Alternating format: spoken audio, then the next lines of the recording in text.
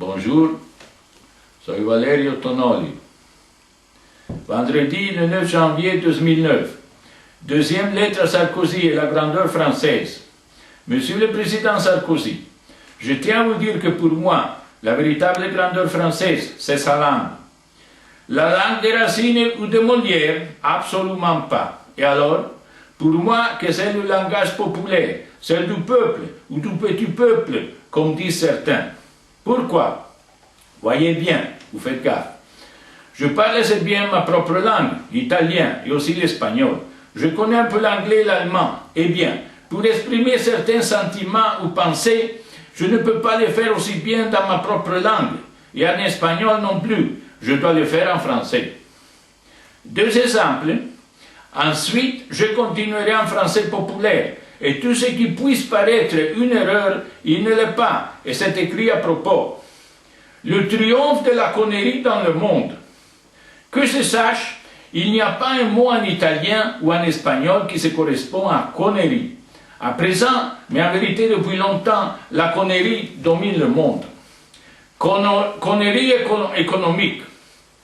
Avec la débâcle mondiale de la finance des mois passés, on a eu la démonstration éclatante que l'économie n'est pas encore une science, mais une espèce d'opinion qu'on adapte selon le cas, la convenance et les circonstances. Conclusion, le minimum qu'on puisse dire, c'est que tous ces grands économistes de merde qui provoquèrent cela, ce sont des grands cons.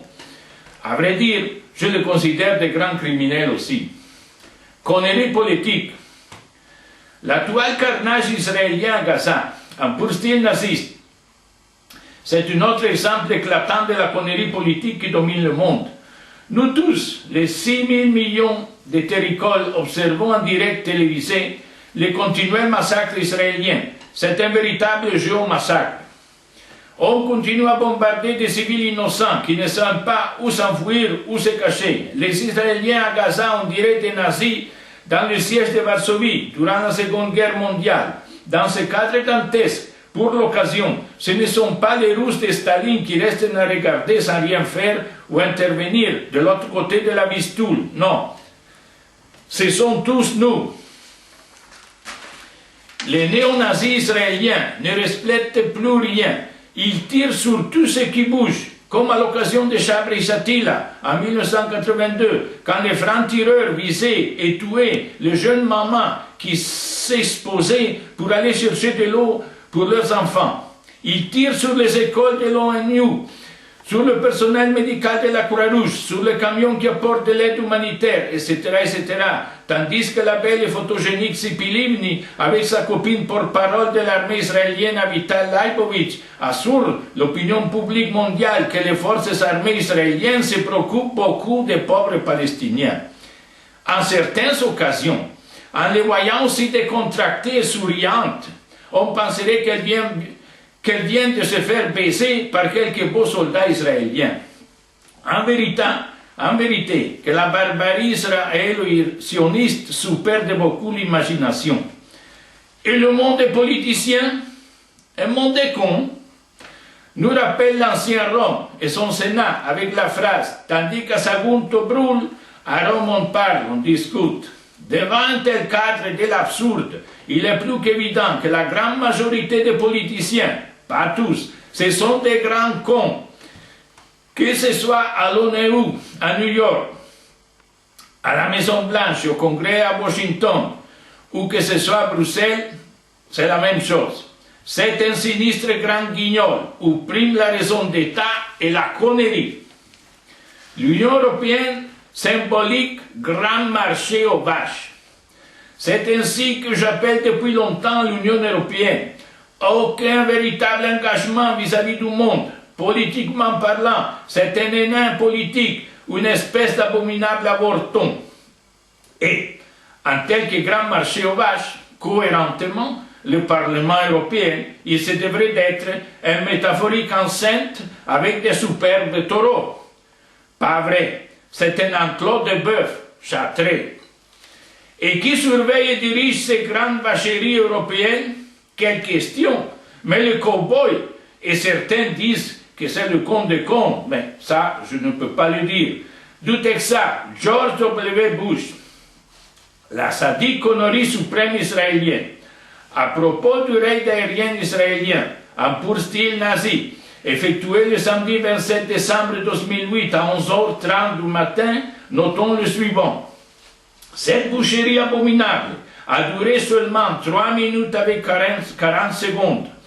En vérité, que la glorieuse aviation israélienne, avec ses 43 avions made in USA, fit un travail superbe, digne de la Bible de Bush, que certains l'appellent roi des cons, mais il faut faire attention, je ne sais pas s'il devrait dire ça. C'est bien ça, en moins de 4 minutes, restèrent sur le sol 85 morts avec 800 blessés, sans compter les bâtiments détruits. La raison de cette connerie satanique, c'est là parce que, comme le dit le gouvernement néo-nazi israélien, quand c'est trop, c'est trop. Et qu'est-ce que c'est trop? Ce trop correspond aux 12 000 Qassam lancés par Hamas dans les dernières 8 années et qui provoquèrent 17 morts israéliennes.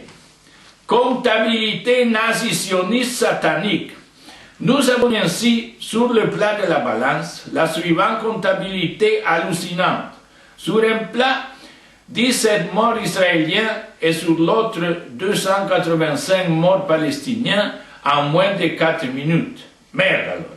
Mais attention, au plat palestinien, il faut y ajouter aussi les plus de 5000 Palestiniens tués dans les dernières années avec l'intifada, etc.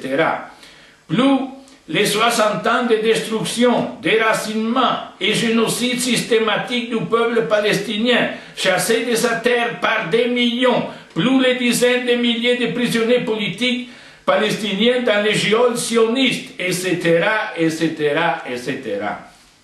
Eh bien, Président Sarkozy, je vous concède que Hamas, avec ses 12 000 fusées Qassam lancés sur Israël et ses 17 morts en 8 ans, puisse être considéré une organisation terroriste.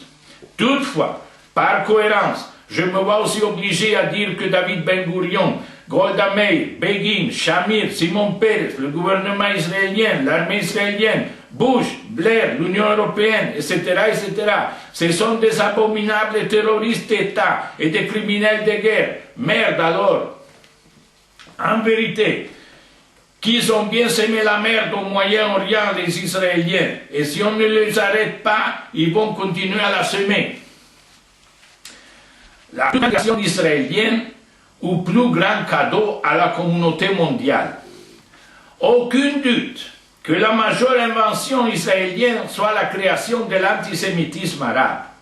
Si Benjamin Netanyahu gagne les prochaines élections, cela va se correspondre à l'élection d'Hitler comme Bundeskanzler de l'Allemagne en 1933. Avec des fascistes déterminés comme Benjamin Netanyahu, la possibilité d'un Shoah arabe est fort possible. Alors, comme je l'ai écrit il y a 6 ans, tenant compte des pays et populations concernées, combiné avec les armes de destruction massive, dans le futur, s'il y aura un futur, la satanique Shoah juive de Hitler apparaîtra comme un jeu de gamin, comparé à la potentielle Shoah arabe.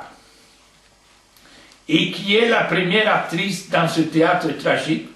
L'indifférence humaine. En fait, quelqu'un a écrit que l'indifférence était pire que le mal. C'est là parce que contre le mal, on peut lutter et parfois le vaincre. Mais vis-à-vis de l'indifférence, nous sommes complètement impotents. Je vais continuer dans une deuxième partie.